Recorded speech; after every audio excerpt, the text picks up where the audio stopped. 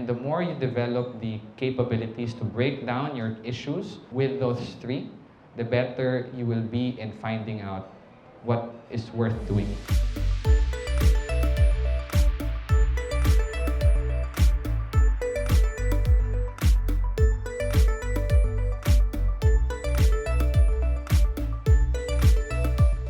This is a letter that from when I started Paano ba to till today, I still get. What should I do when things don't go as planned? Parang ganyan. Siyempre, you study, you go to work because you have a plan. When things don't go as planned, ang sakit!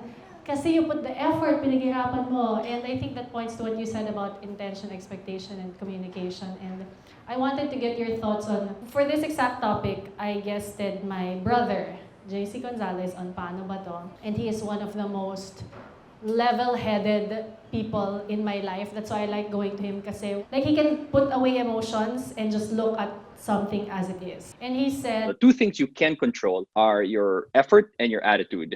And if those are the only two things that you have control of, then that's what you have to put your energy into. Your attitude towards that one thing, no one dictates that upon you. That is on you. And your effort, the effort that you put out, no one can take that away from you. Yeah. What are your thoughts on that? No, it's perfect. And it can influence choice, but no one can dictate your choice. Meaning, no matter how hard it is or how easy it is, it's your choice. It goes back to expectation. Ang sabi ni B, it's, sino ba dapat mag-adjust?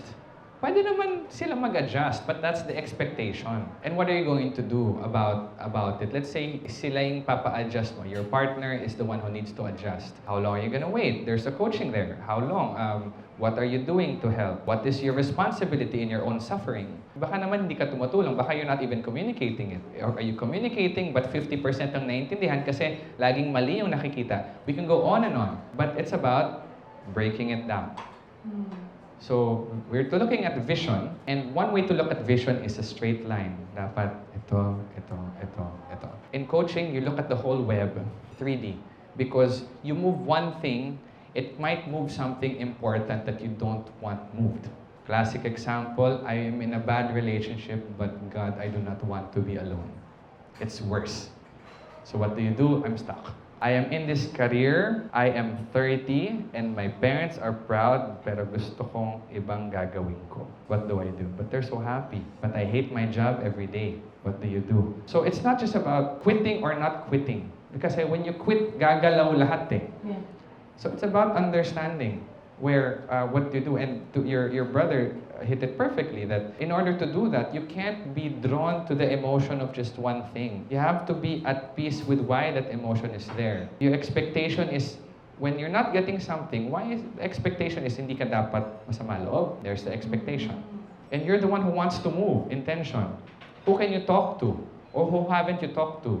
That's the choice, that's communication. So it always revolves around those three. And the more you develop the capabilities to break down your issues with those three, the better you will be in finding out what is worth doing. Okay.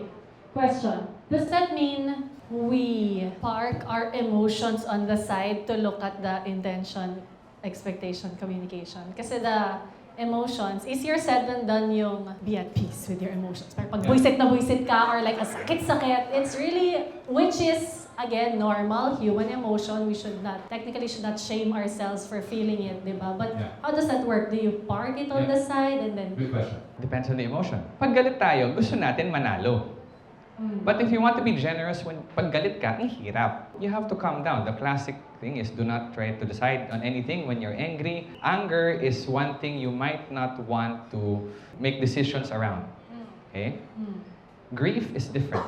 Sadness is different. Pag nasa burol ka, you don't want to avoid that feeling. You're supposed to be present to the loss. The anchor is love. So you want to celebrate by grieving because that's the best way to honor the person that just passed. Why do you prevent yourself from being sad outside of being difficult? So understanding the reason why you're sad, for example, gives you more purpose in just being with that sadness. And sadness, usually, ang naka-anchor dyan is love.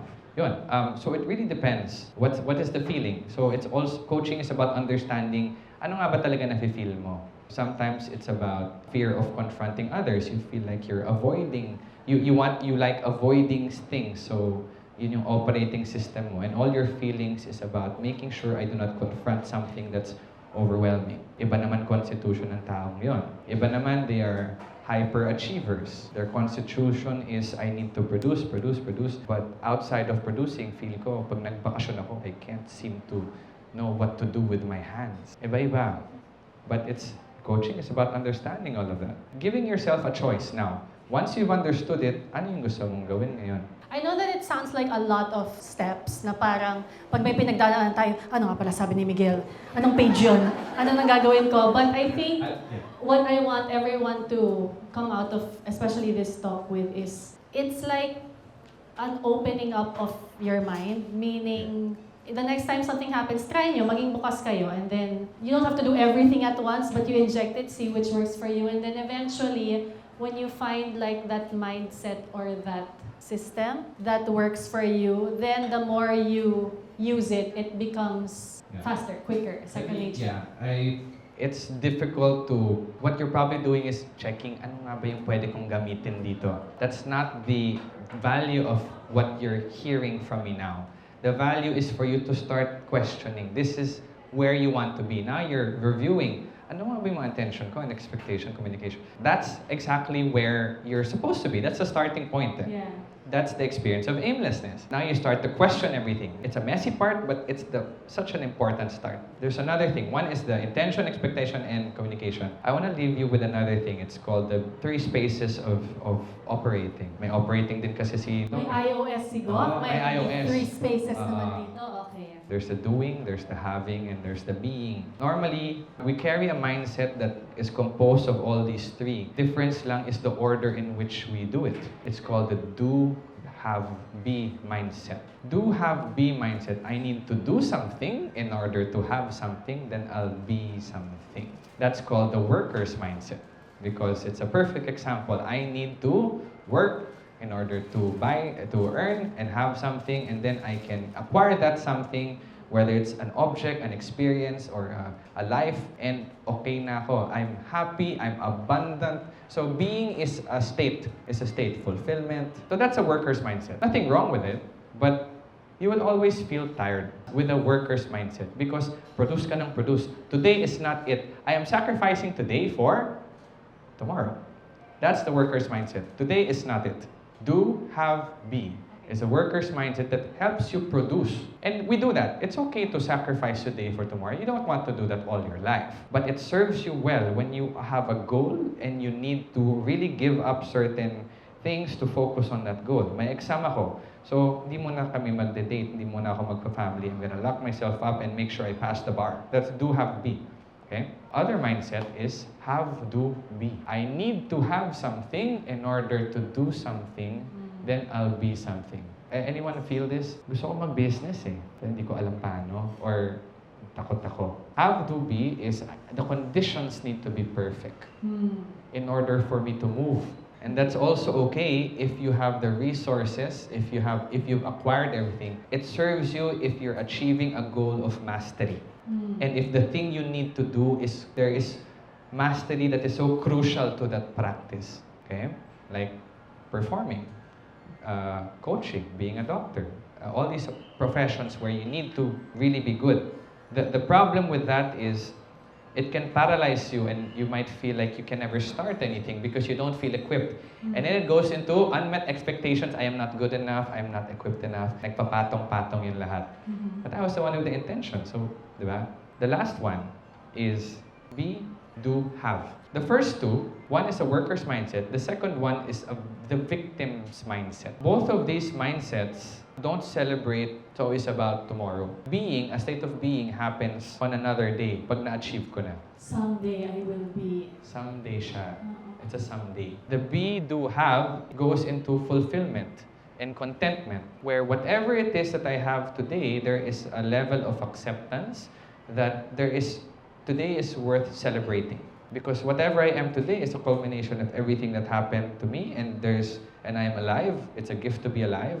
That kind of conversation. As a function of being happy and fulfilled and satisfied, you do something. So being a fulfilled person, a content person does. And in so doing, you end up acquiring experiences or whatever you want to have as a function of whatever it is that you want it to be. Fulfilled, content, happy, abundant. It's conceptual, but if you apply it to your lives, it gets specific very easily. So these are frameworks you could use na macro. Try to use it on any specific area in your life. Bigla siyang magkakaroon ng laman. So the be, do, have is a what mindset? Be, do, have is just, it's a being mindset. It's just